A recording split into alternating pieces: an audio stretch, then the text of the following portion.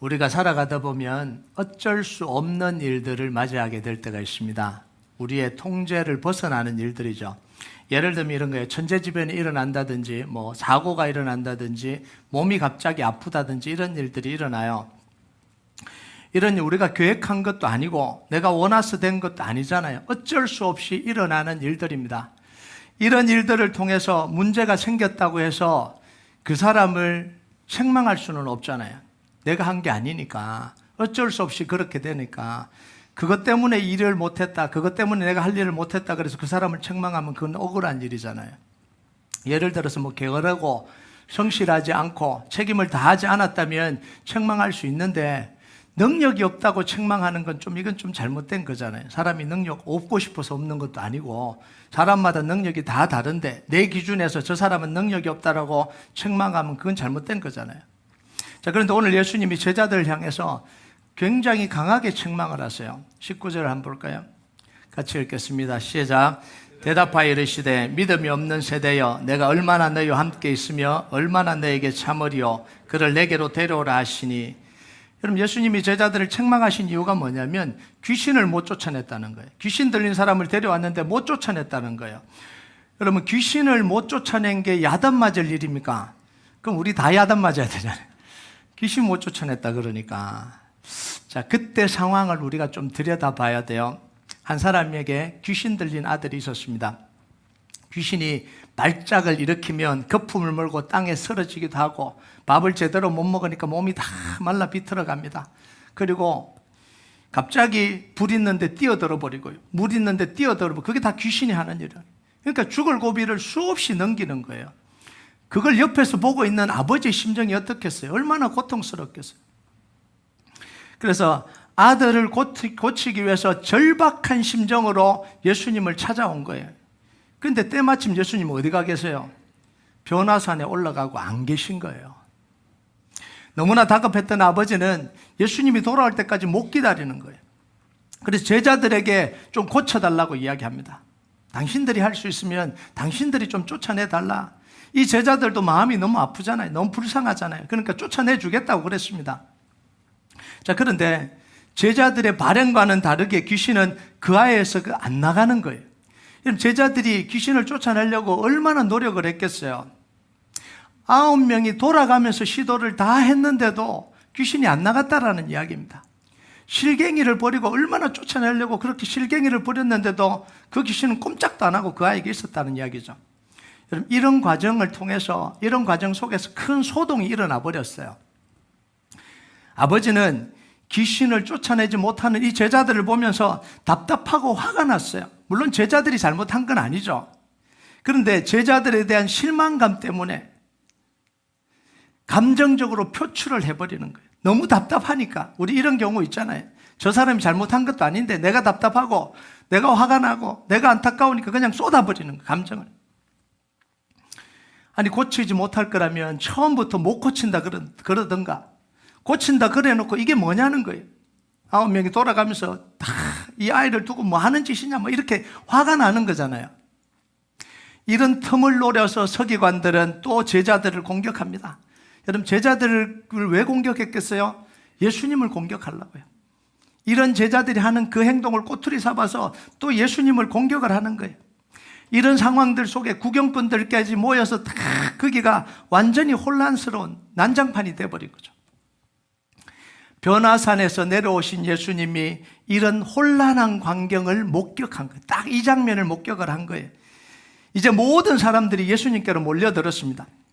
귀신 들린 아버지는 예수님께 가서 제자들을 고자질하듯이 이야기를 해요. 17절과 18절을 보면요. 같이 한번 읽어볼까요? 시작. 무리 중에 하나가 대답하되 선생님, 말 못하게 귀신 들린 내 아들을 선생님께 데려왔나이다. 귀신이 어디서든지 그를 잡으면 거꾸러져 거품을 흘리며 이를 갈며 그리고 파리해지는지라 내가 선생님의 제자들에게 내쫓아달라 하였으나 그들이 능히 하지 못하더이다. 지금 이 아버지가 하고자 하는 말이 뭐예요? 제자들 못 쫓았다는 거예요. 제자들에게 데리고 왔는데 제자들이 못 쫓았다는 거예요. 속상하고 억울한 마음을 예수님께 고자질하듯이, 지금 제자들을 고자질하듯이 이렇게 표출을 하고 있는 거예요.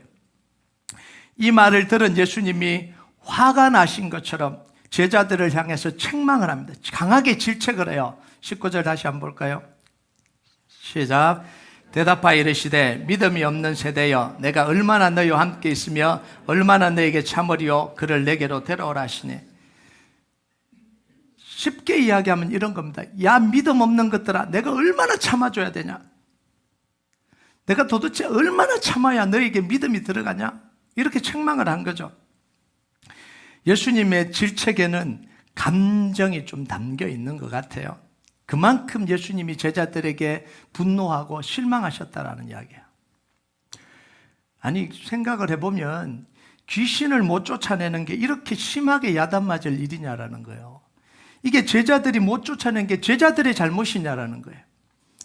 적어도 예수님은 그렇다고 생각하셨다라는 거예요. 적어도. 그러니까 야단을 친 거잖아요. 예수님 생각에는 제자들이 귀신을 쫓아내길 기대했고 쫓아낼 수 있다고 생각하셨기 때문에 제자들을 향해서 이런 질책을 한 거죠. 못 쫓아낼 거라면 이런 이야기를 왜 했겠어요? 여러분, 예수님이 이미 제자들에게 제자로 부르실 때 귀신을 쫓아낼 수 있는 권능을 주셨다 이렇게 이야기를 합니다. 마가복음 6장 7절 한번 볼까요? 같이 읽겠습니다. 시작. 12제자를 부르사 둘씩 보내시며 더러운 귀신을 제하는 권능을 주시고. 이미 부를 때 권능을 주셨잖아요. 자, 주시기만 하셨다면 또 다른 문제예요. 능력을 주신 것만 아니라 귀신을 쫓아낼 수 있도록 실습까지 다 시켜주셨어요. 이렇게 쫓아내는 거야 하고 가서 밖에 나가서 쫓아내봐라 그러고 실습까지 다 시켜주셨잖아요. 마가복음 6장 12절 13절 같이 읽겠습니다. 시작. 제자들이 나가서 회개하라 전파하고 많은 귀신을 쫓아내며 많은 병자에게 기름을 발라 고치더라. 자, 이렇게까지 해주셨는데 귀신을 못 쫓아낸 건 능력의 문제입니까? 다른 문제예요. 이건 능력의 문제가 아니잖아요. 그래서 예수님이 능력 없다고, 야, 이 능력 없는 인간들아, 이렇게 한 게 아니라 믿음 없는 걸 책망하신 거예요. 예수님의 이 질책 속에는요, 예수님의 답답함이 들어있어요. 제자들을 보면서 답답한 이 심정이 들어가 있어요. 자, 뭐라고 이야기했냐면, 믿음 없는 세대여, 내가 얼마나 너희와 함께 있어야 되고, 내가 얼마나 참아야 되냐. 여러분, 이 문장을 좀 우리가 묵상을 해봐야 됩니다. 지금 예수님은 십자가를 앞두고 계시는 거예요. 제자들을 불러서 3년 지나고 나면 십자가를 지셔야 되는데 그 십자가를 앞두고 계시잖아요. 예수님이 교육한 만큼 제자들이 바뀌고 있어요? 안 바뀌고 있어요? 안 바뀌고 있다는 거예요. 더디게 바뀌는 거죠. 예수님이 기대한 만큼 변화가 안 일어나는 거예요. 이미 2년이 다 지났는데 이제 십자가를 얼마 남지 않았는데, 그래서 예수님이 변화산에 올라가면서 십자가를 준비하려고 변화산에 올라가면서 누구 데려가요? 베드로와 야고보, 요한 데려갑니다. 그래도 말을 알아듣고, 그래도 좀 헌신적이다, 그래도 좀 좀 말을 잘 듣고 교육이 잘 됐다는 이 세 사람을 데려갔어요. 같이 기도하라고. 그랬더니 이 사람이 뭐예요? 졸았어요. 짰다는 거예요. 장거 좋아요. 정신 차리고 일어나서 눈을 떠서 또 뭐라고 하냐면, 주여 여기가 좋사오니 초막셋을 짓고 헛소리나 하고 있다는 거예요. 여러분, 그걸 다 본 거죠. 그리고 이제 이 제자들 데리고 이 산 아래로 내려오니까 뭐 하고 있는 거예요? 남아있는 이 9명의 제자들은 또 뭐 하고 있는 거예요?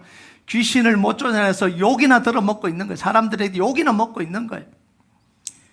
여러분, 십자가가 지금 얼마 남지 않았는데 아직도 이런 상태면 어떡하냐는 거예요. 아직도 너희들이 이런 상태면 어떡하냐는 거예요. 내가 믿음 없는 사람들아, 얼마나 더 있어야 되냐, 너희들과. 얼마나 참아야 되냐. 그래야 얼마나 해야 너희들이 변화되냐, 이런 마음이에요. 여러분, 신앙훈련을 통해서 사람을 바꾼다라는 건 이렇게 쉽지 않은 겁니다. 여러분, 훈련자의 열정보다 훈련받는 훈련생들은요, 변화가 굉장히 더뎌요. 훈련하는 사람만큼만 훈련자가 교육받으면 얼마나 좋겠어요. 근데 우리가 훈련하는 사람은 그러잖아요. 내가 이렇게 열심히 하면, 내가 이렇게 열정적으로 하니까 다 바뀔 거라고 생각합니다. 근데 안 바뀌잖아요. 좀 따라온다 좀 따라오는구나 싶으면 갑자기 엉뚱한 소리 푹 내뱉어 버리죠. 화가 막 나는 거죠.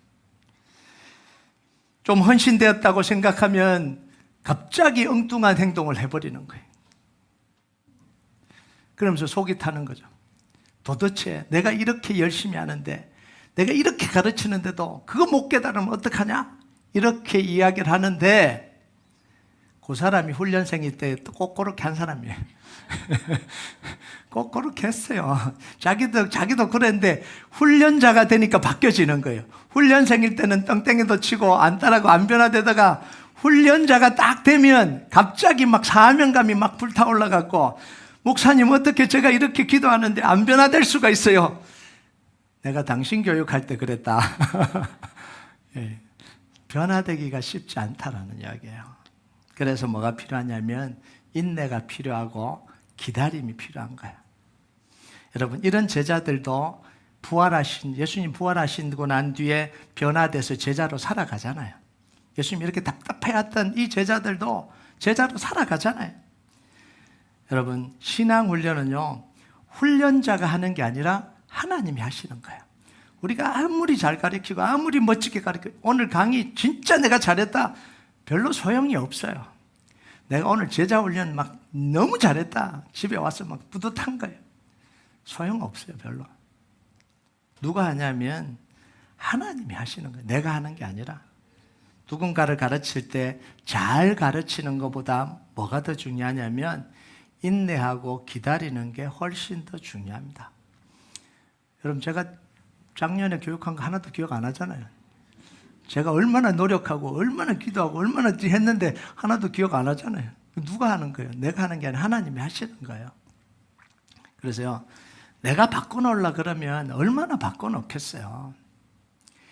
내가 바꾸려고 하니까 화가 나는 거예요. 내가 빨리 안 되니까 화가 나는 거예요. 그리고 포기해버리는 거예요. 너는 내 제자가 될 자격이 없다, 떠나라, 이렇게 이야기를 하잖아요.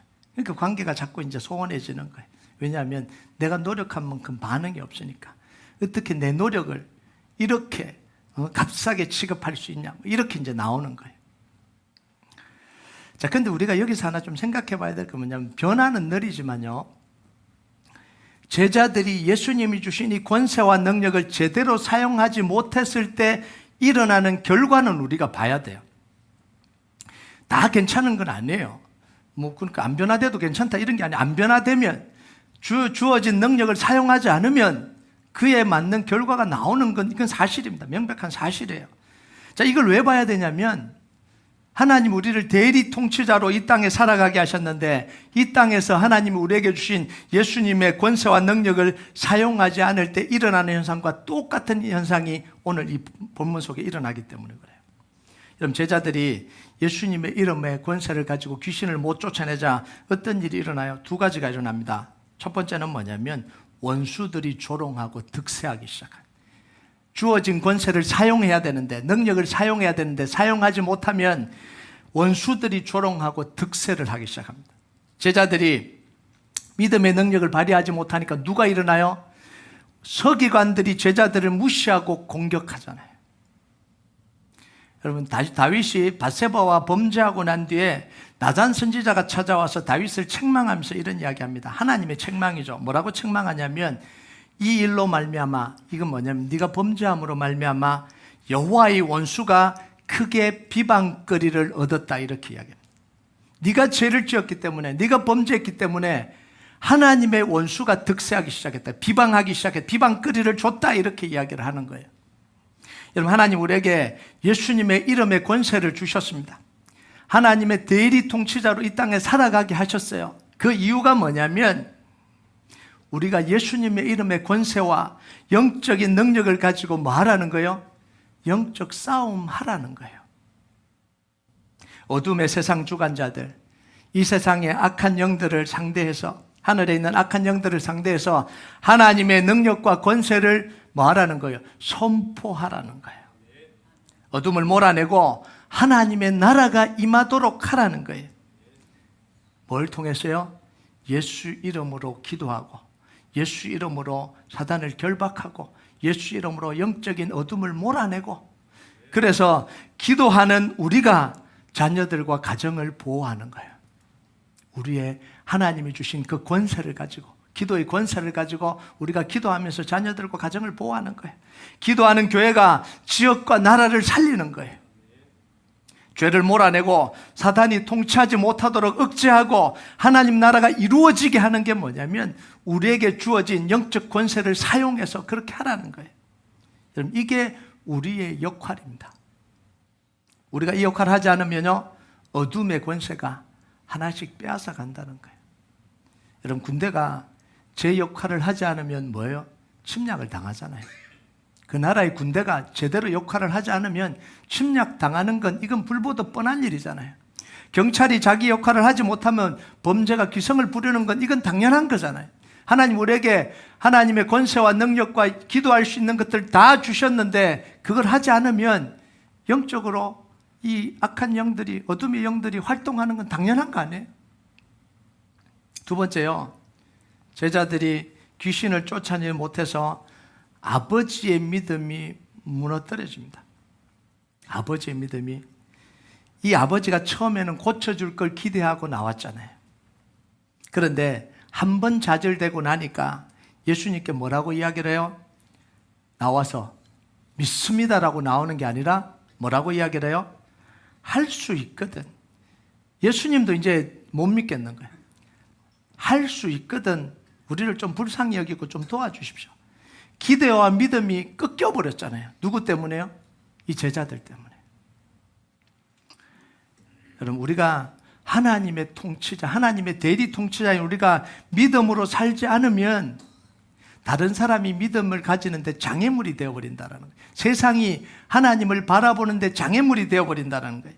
여러분, 세상에 소망을 주고 희망이 되어야 될 우리가 손가락질의 대상이 되고 믿어도 소용없다는 메시지를 우리가 던져버린다는 거예요. 여러분, 복음은 능력입니다. 예수님의 이름에는 권세가 있어요. 믿음에는 역사가 일어납니다. 우리가 잘못 산다고 해서 복음의 능력 자체가 사라지는 건 아니에요. 그죠? 예수님의 이름의 권세가 약해지는 게 아닙니다. 믿음의 효력이 사라지는 게 아니에요. 그런데 우리가 믿음으로 살지 않으면 복음의 원리만 남는 거예요. 능력은 발휘되지 않는 상황이 생기는 거예요. 머리로는 아는데 실제로는 믿지 못하고, 장롱면허처럼 있기는 있는데 이게 능력이 안 나오는 거예요. 그러니까 복음을 이야기를 하고 하나님을 이야기를 하는데 사실은 능력은 없는 상태로 살아가게 된다, 이런 이야기입니다. 그래서 능력을 상실한 종교인 그리스도인들만 계속해서 양성을 시키는 거예요. 그러니까 수많은 그리스도인들이 늘어나는데, 교회는 늘어나고 숫자는 늘어나는데 뭐요? 하나님의 능력은 안 나오는, 복음의 능력은 발휘되지 않는 이런 상태로 들어간다라는 거예요. 그래서 이런 모습이 뭐냐면 세상 사람들이 하나님을 믿는데 장애물이 된다라는 거예요. 우리가 복음의 능력을 없이 하지는 않아요. 예수님의 이름의 권세는 그대로 있어요. 그런데 세상 사람들이 하나님을 믿는 데는 장애물로 작용할 수 있다는 거예요. 자, 그런데 예수님이 산에서 내려오셔서 이 모든 혼란스러운 상황을 다 수습하시고 뒤집어 놓으셨어요. 자, 23절을 한번 볼까요? 같이 읽겠습니다. 시작. 예수께서 이르시되 할 수 있거든이 무슨 말이냐? 믿는 자에게 능하지 못한 일이 없느니라 하시니, 다시 믿음은 뭐예요? 능력이라는 걸 선포하시는 거예요. 믿음이 있으면 된다라는 걸 선포하시는 거예요. 이 아버지가 믿음이 혼란스러워져 버렸습니다. 제자들이 못 고치니까 혼란스러워져 버렸어요. 그러니까 할 수 있으면 좀 불쌍히 여겨주시고, 이게 믿음이 다 깨져버린 거예요. 그런데 하나님은, 예수님은 뭐냐면 선포하는 거예요. 복음은 능력이다. 믿음은 된다라고 선포하신 거예요. 앞에서 제자들의 믿음 없음을 책망하셨잖아요. 그리고 지금은 고침받아야 된 아버지가 믿음 없음을 책망하십니다. 그러니까 믿음을 바로 세워주시는 거예요. 여러분, 여기서 우리가 알 수 있는 게 뭐냐면요, 기도는, 또 병고침의 기도는 기도하는 사람의 믿음과 기도 받는 사람의 믿음이 결합될 때 믿음의 능력이 나타나는 거예요. 그냥 능력이 있어서 바로 그냥 기도하고 되는 것들이 아니라는 거예요. 자, 제자들이 못 고친 건 뭐냐면 제자들과 아버지의 믿음이 없었기 때문에 그래요. 둘 다. 지금은 예수님이 능력이 있으시잖아요. 그런데 아버지가 믿음이 없어서 예수님 뭐라 그래요? 믿음을 바로 고백하도록 해주세요. 믿는 자에게 능치 못함이 없다. 할 수 있거든. 이게 무슨 말이냐? 믿는 자에게 능치 못함이 없다. 믿음의 고백을 바르게 하라는 거예요. 여러분, 이게 같은 맥락이 어디냐면 예수님이 고향에 갔을 때, 가버나움에 갔을 때 뭐라 그러냐면 이들이 믿지 아니함으로 능력을 행하실 수 없었다 이렇게 이야기해요. 예수님이 능력 있으시잖아요. 그런데도 불구하고 이 고향 사람들이 믿음을 고백을 하지 않으니까 예수님이 능력 있는데도 불구하고 그 능력을 사용할 수 없었다 이렇게 이야기를 하는 거예요. 여러분, 사도행전 14장에 보면 바울이 선교여행을 가다가 루스드라로 갑니다. 루스드라에 가니까 나면서부터 걷지 못하는 사람이 있어요. 그러면 고치면 되잖아요. 안 고쳐요. 그런데 뭐라고 표현하냐면 그 사람에게 주목하여 보라 그러고 볼 때 그 사람 속에 구원받을 믿음이 있다는 걸 확인하고 난 뒤에 일어나 걸어라 이렇게 이야기를 해요. 그러니까 그 사람이 일어나 걷잖아요. 여기서 우리가 적용해야 됩니다. 기도하는 자의 믿음과 기도받는 사람의 믿음이 결합될 때 하나님의 역사가 일어나는 거예요. 우리 공동체가 계속해서 기도합니다. 주일마다.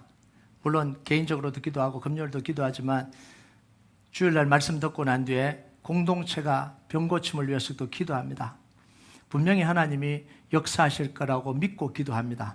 그냥 기도하는 게 아니라 믿고 기도합니다. 계속해서 기도할 때 하나님의 역사가 일어날 줄 믿습니다.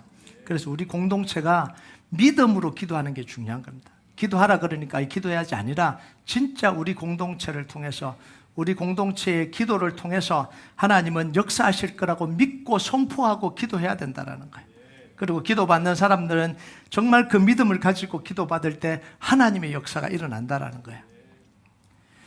여기서 보면요, 예수님이 귀신에게 나가라 이제 명령을 해요. 그 즉시 아이에게서 떠납니다.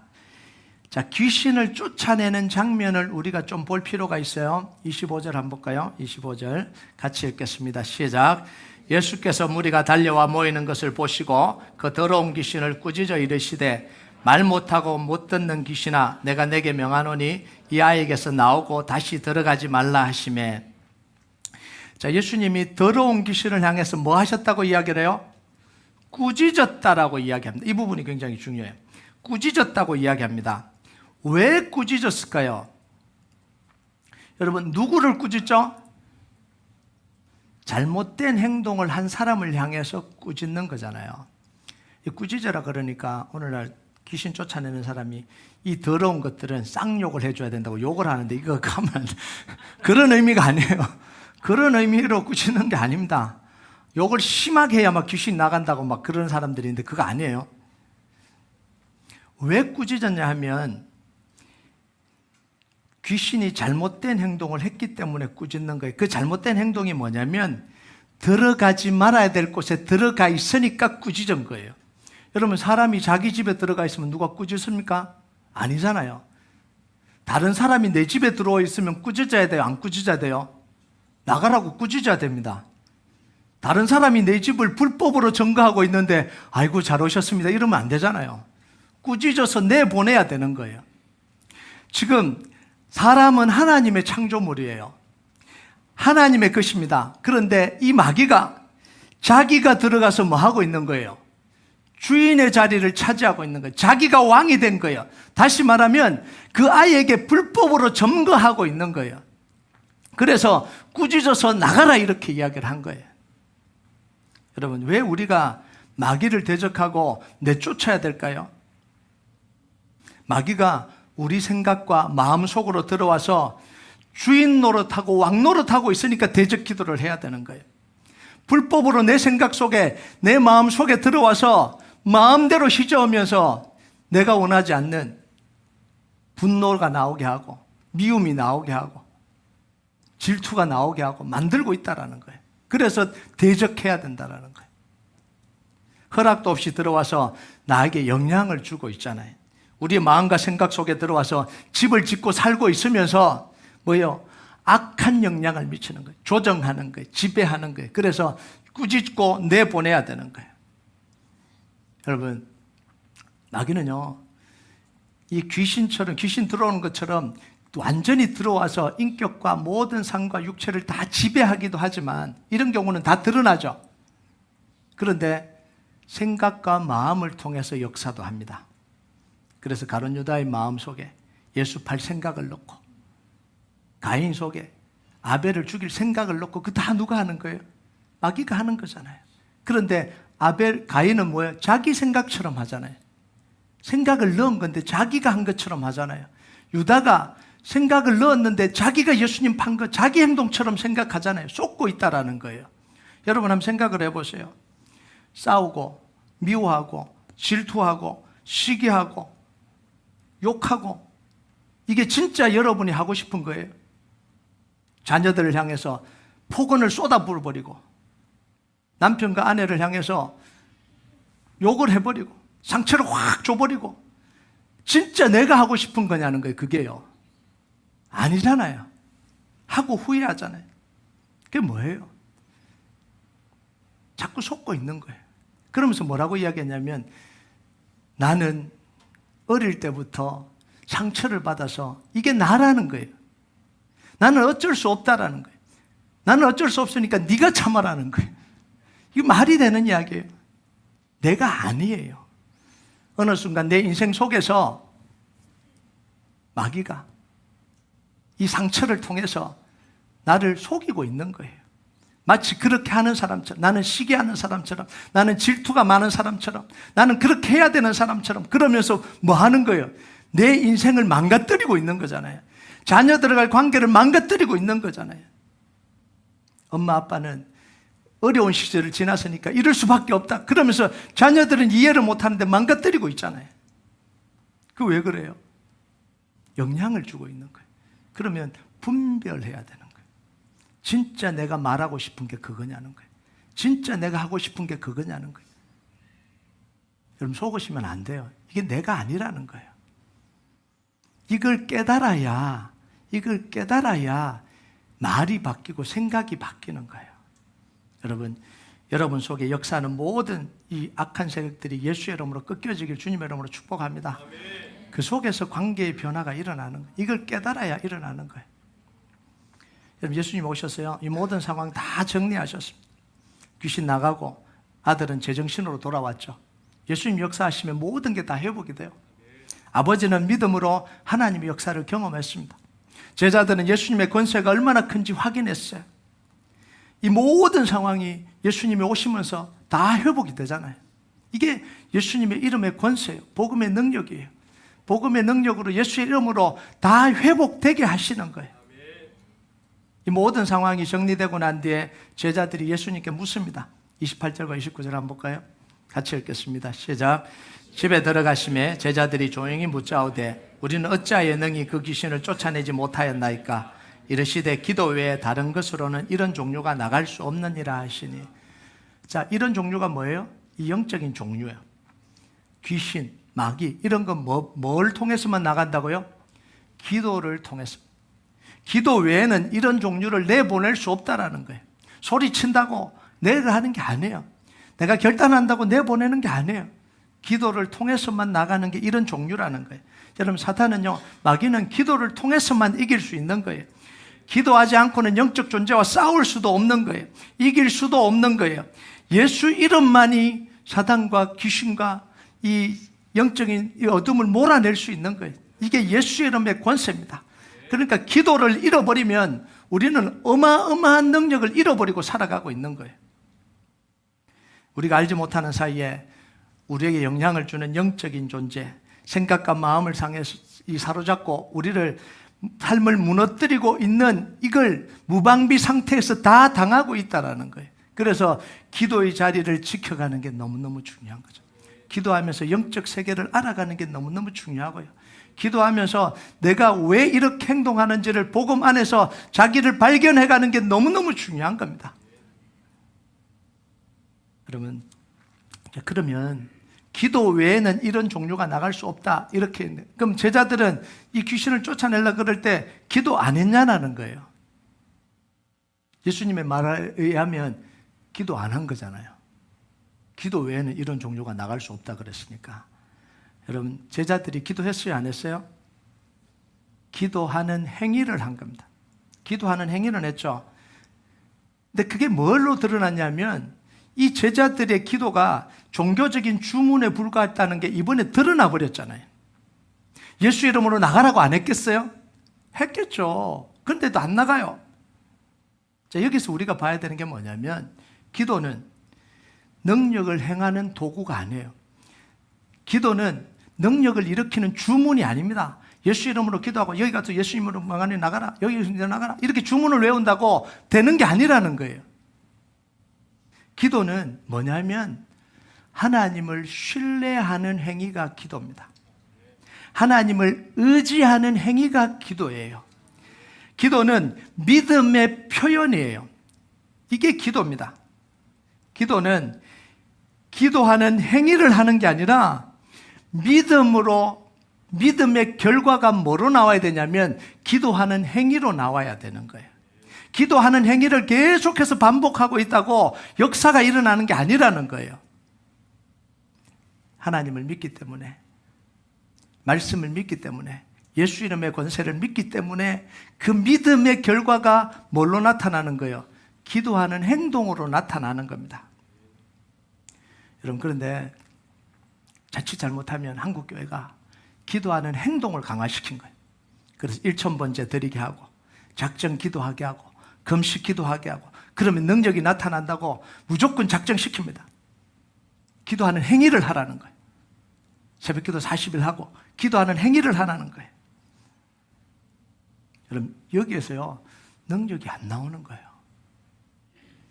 능력이 안 나오고 뭐가 나오냐면 고집이 나옵니다. 자기 의가 나오는 거예요. 그래서 제일 교회 문제를 많이 일으키는 사람은 새벽기도 한 번도 안 빠지는 권사님이라고 죄송해요. 네.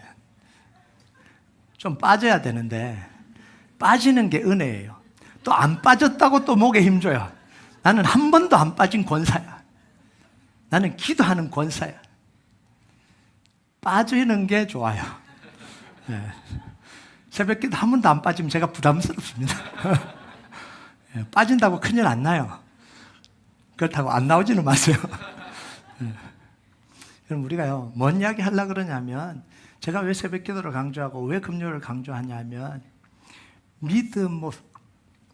믿음으로 하나님 앞에 믿음의 고백이 필요하니까 믿기 때문에 나와서 그 시간에 하나님께 기도하고 간구하는 거예요. 그 시간이 너무너무 중요한 거죠.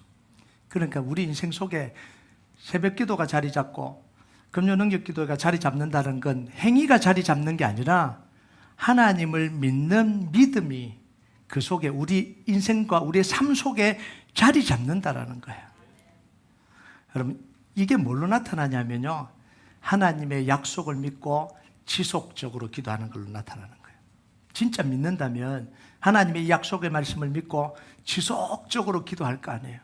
하나님의 약속의 말씀을 믿고 끝까지 기도할 거 아니에요. 이게 믿음의 기도예요.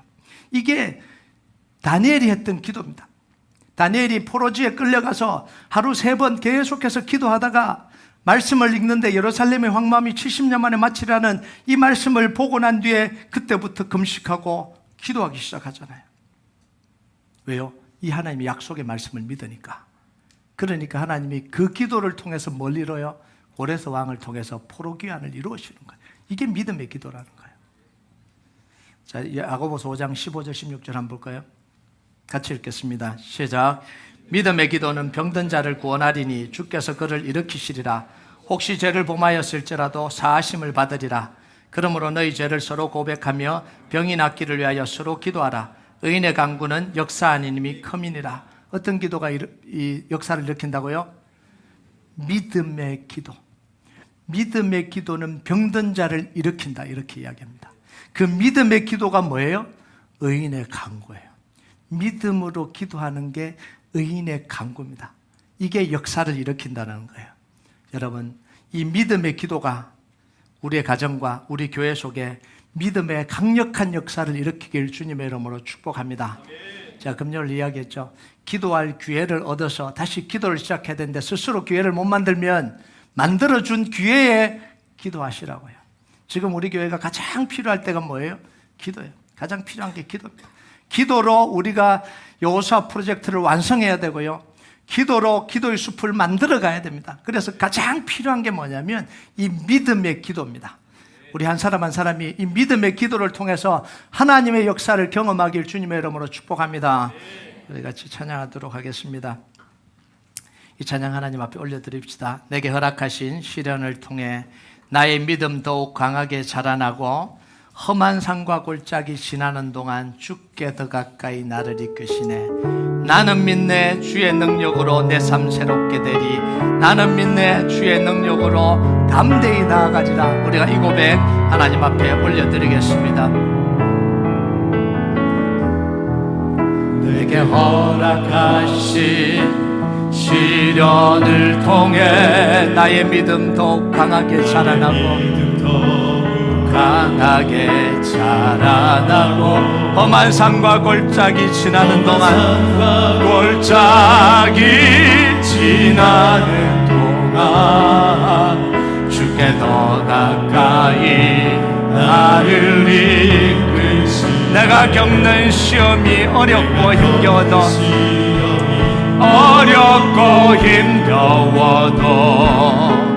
내 주님보다 크지 않네. 내 앞에 바다가 갈라지지 않으면 주가 나로 바다 위 걷게 하리. 나는 믿네 주의 능력으로 주의 능력으로 내 삶 새롭게 되리. 나는 믿네 주의 능력으로 담대히 나가리. 주와 함께 싸워 승리하리라. 함께 싸워 승리하리라. 날마다 믿음으로 나 살아. 우리 다시 한번 고백합니다. 내게 허락하신 시련을 통해 내게 허락하신 시련을 통해 나의 믿음 더욱 강하게 자라나고 험한 산과 골짜기 지나는 동안 골짜기 지나는 동안 주께 더 가까이 나를 이끄시네. 내가 겪는 시험이 어렵고 힘겨워도 내 주님보다 크지 않네. 내 앞에 바다가 갈라지지 않으면 내 앞에 바다가 갈라지지 않으면 주가 나로 바다 위 걷게 하리. 나는 믿네 주의 능력으로 내 삶 새롭게 되니. 나는 믿네 주의 능력으로 담대히 나가리라. 주와 함께 싸워 승리하리라. 날마다 믿음으로 나 살아. 나는 믿네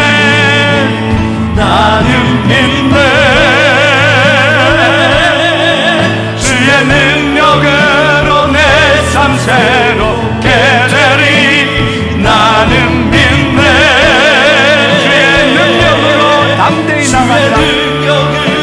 담대히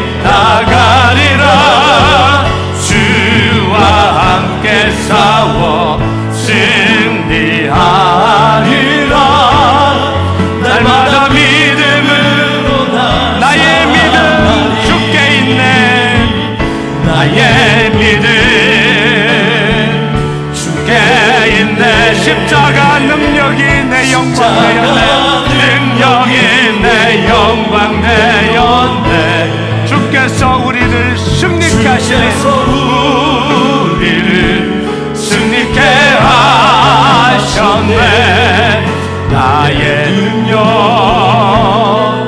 나의 소망 주께 오직 예수 나의 믿음 오직 예수